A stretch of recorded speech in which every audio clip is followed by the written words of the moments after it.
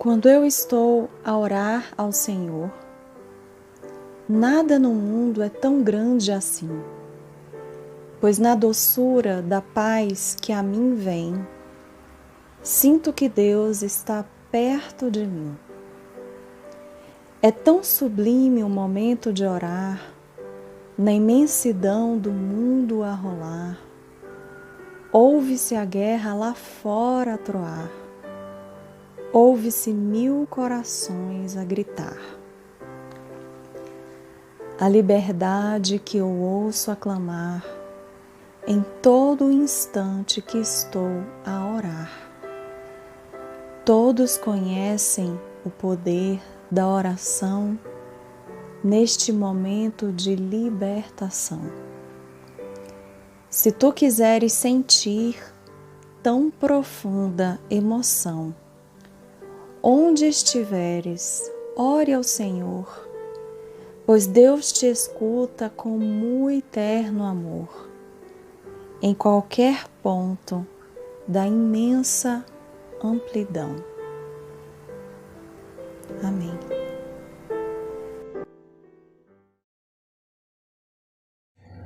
Olá, classe Santuário, bom dia, um excelente domingo para todas, todos e todos vocês.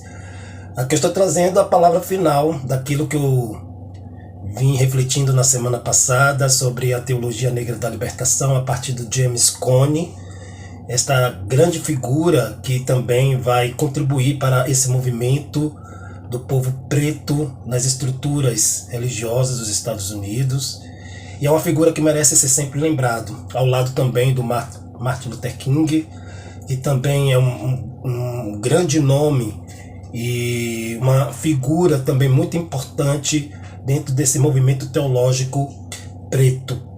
E o James Cone basicamente vai desenhar e definir a sua teologia a partir de uma fé encarnada, a partir das suas experiências, das suas subjetividades, da sua empiria enquanto sujeito preto, que vai crescer e experienciar, a sua história, a sua trajetória no contexto marcado por preconceito, por discriminação, por racismo, tudo isso por conta da sua cor da pele. E a partir dessa experiência de violência, e principalmente dentro das estruturas religiosas, e também a partir das experiências de outros sujeitos pretos, de outros homens e mulheres pretos e pretas, que James Cone vai desenhar a sua hermenêutica da narrativa bíblica, do texto sagrado, a partir dessa experiência, é a fé encarnada. E essa fé encarnada que vai justamente sustentar a hermenêutica de James Cone, será justamente essa chave hermenêutica para se deparar com a narrativa bíblica, quando vai se deparar com o texto sagrado, que é a experiência da fé. E que a Ruá, ela também vai se movimentando nessas experiências desses sujeitos, desses filhos, filhas e filhos do sagrado, do divino, e que a partir desse mover da Ruá, a teologia negra da libertação vai tomando corpo e tomando essa forma, vai sendo desenhado como esse movimento e que depois vai sendo sistematizado a partir dessas duas obras de James Cone, conforme o vídeo passado. Então fica essa contribuição que eu sugiro, que continue assim se aprofundando um pouco mais a respeito de James Cone, as suas contribuições, a sua história, a sua vida, as suas obras, que também é um grande representante dentro desse movimento negro nas estruturas religiosas, na perspectiva do cristianismo. Então, um forte abraço, continue acompanhando esta programação, o que virá no decorrer desse vídeo, e nos veremos em breve. Um abraço. Tchau.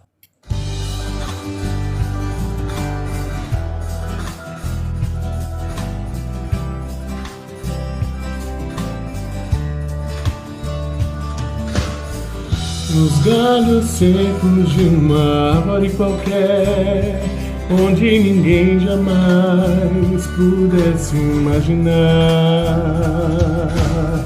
o Criador vê uma flor brotar, olhar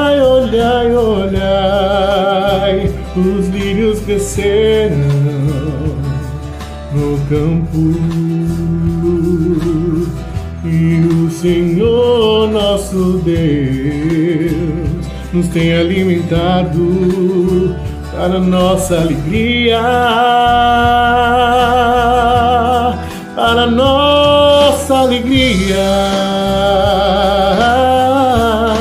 para nossa alegria, para nossa alegria, para nossa alegria.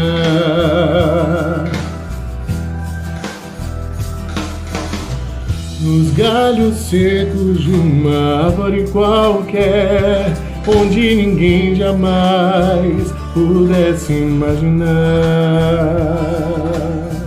o Criador fez uma flor brotar. Olhai, olhai, olhai, os lírios crescerão no campo. E o Senhor nosso Deus nos tem alimentado para nossa alegria, para nossa alegria, para nossa alegria, para nossa alegria, para nossa alegria, para nossa alegria, para nossa alegria, para nossa alegria, para nossa alegria.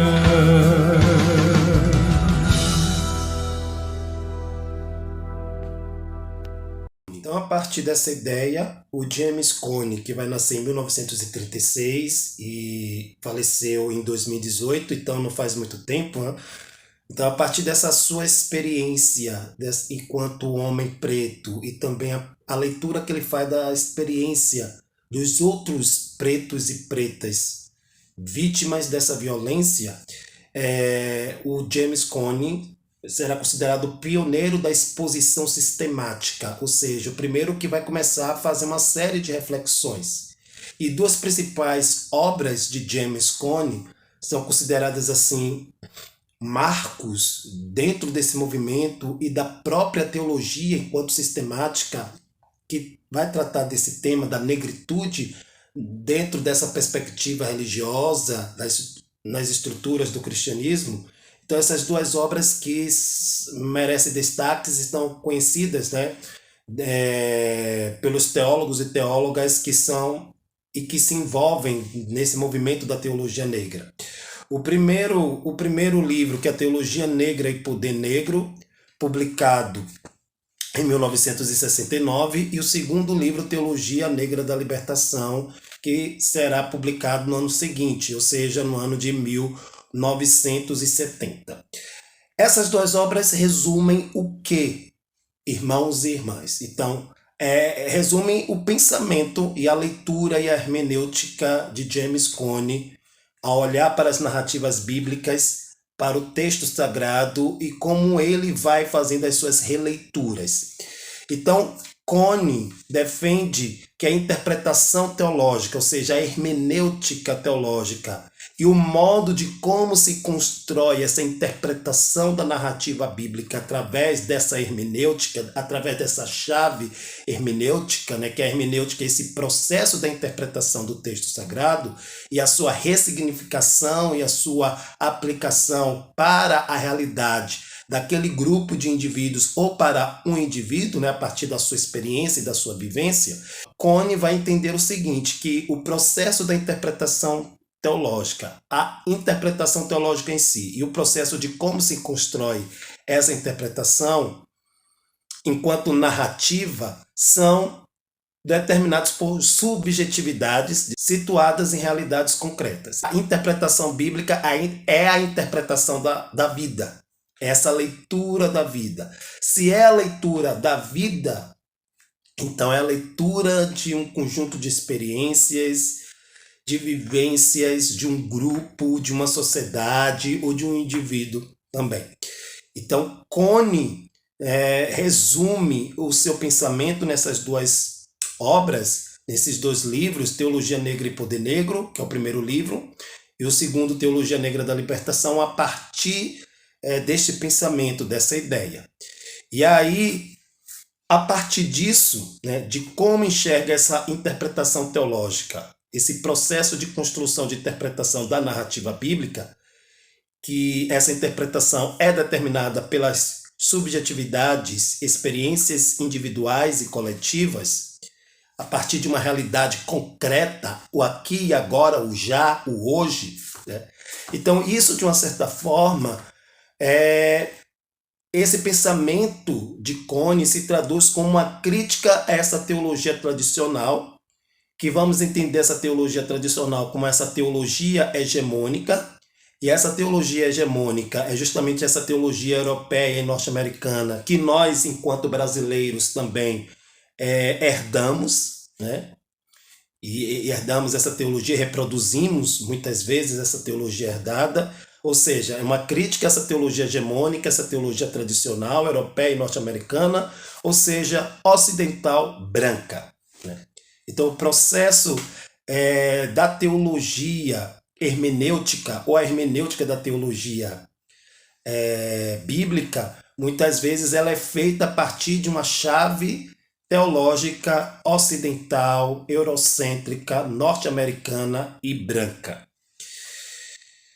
Uma outra questão muito interessante no pensamento de James Cone é que é o que ele pensa do que nós chamamos de hermenêutica. Primeiramente, eu falei do que ele pensa do que seria a fé, né? E a fé, ela só faz sentido e ela só pode ser compreendida ou exercida se vinculada às condições materiais de existência.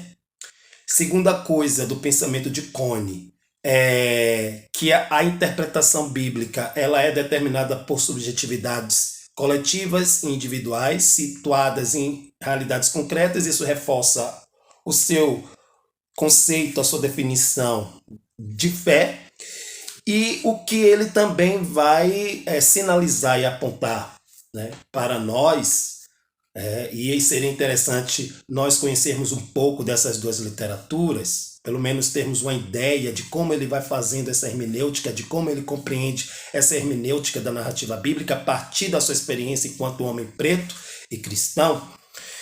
A hermenêutica seria a condição própria da própria teologia, né? Que a teologia, enquanto reflexão, ela precisa de uma chave hermenêutica. E qual é essa chave hermenêutica que ela utiliza para fazer relevante o seu discurso, a sua reflexão, aquilo que ela se propõe a refletir? Porque, na verdade, gente, a teologia ela não está interessada, ela não se propõe a dar resposta definitiva. A teologia é reflexão, a teologia ela é dinâmica, a teologia ela é fluida, né? E ela sim, a teologia ela está sempre atenta a entendermos a teologia enquanto movimento social, a teologia enquanto reflexão. Então ela está atenta também às realidades sociais, às realidades que fazem parte do nosso cotidiano. Então teologia não é coisa somente de igreja, de uma comunidade eclesiástica. A teologia também é uma teologia da sociedade, para a sociedade. Ela faz uma releitura, uma tradução da sociedade, dos fatos que atravessam a sociedade. Então todo discurso religioso é um discurso teológico. Denuncia, aponta, mostra caminho, mostra direção. Então essa reflexão ela é fluida. Então a teologia em nenhum momento ela está preocupada em dogmatizar. Pelo contrário, muitas vezes é que nós dogmatizamos a teologia. Aí que está a diferença. Então a teologia, ela não tem interesse nenhum fetiche de dogmatizar, de fechar questões ou de dar respostas definitivas. Então, a partir disso, a gente pode compreender esse ponto de vista do Cone, quando vai tratar, né, lidar com as narrativas bíblicas a partir da sua experiência, a experiência do seu povo, o povo preto.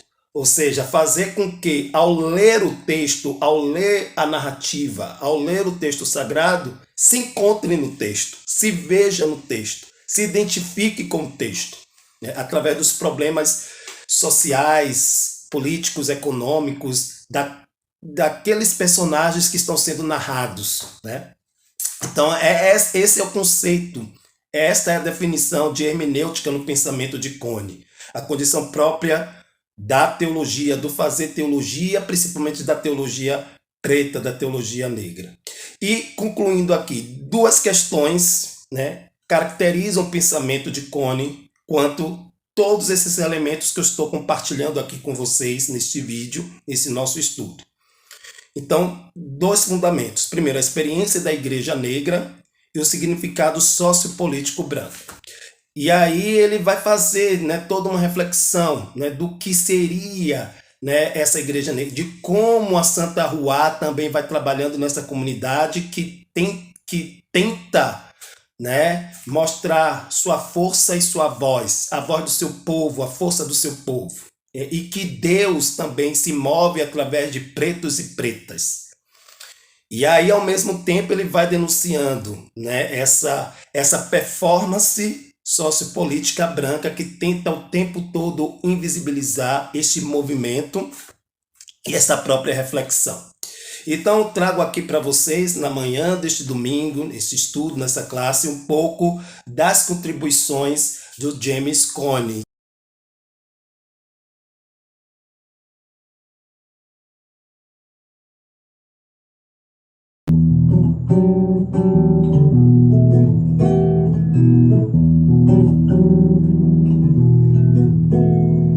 Ó vinde vós, ó povos de todas as nações, erguei-vos e cantai com alegria, fazei soar no ar a vossa melodia, que Jesus Cristo traz libertação. É tempo de esquecer a viva escravidão, que em vós exercem homens ou ideias. É tempo de dizer que só Deus pode ser o único Senhor da humanidade. A verdade vos libertará, serei em Cristo verdadeiramente livres. Vinde todos, sim, ó vinde já, e celebrai com alegria nossa libertação. E vós os oprimidos, e vós os explorados, e vós os que viveis em agonia, e vós os cegos, coxos, vós cativos sois, sabeis que em breve vem um novo dia, um dia de justiça, um dia de verdade, um dia em que haverá na terra paz, em que será vencida a morte pela vida, e a escravidão enfim acabará. A verdade vos libertará, serei em Cristo verdadeiramente livres. Vinde todos, sim, ó vinde já, e celebrai com alegria vossa libertação.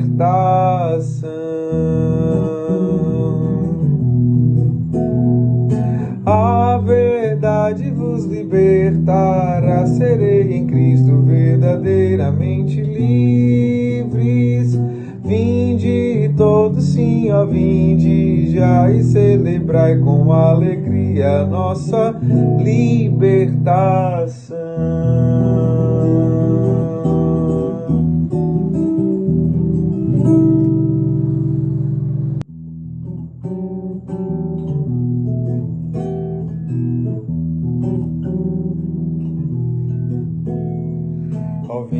vós, ó povos de todas as nações, erguei-vos e cantai com alegria, fazei soar no ar a vossa melodia, que Jesus Cristo traz libertação.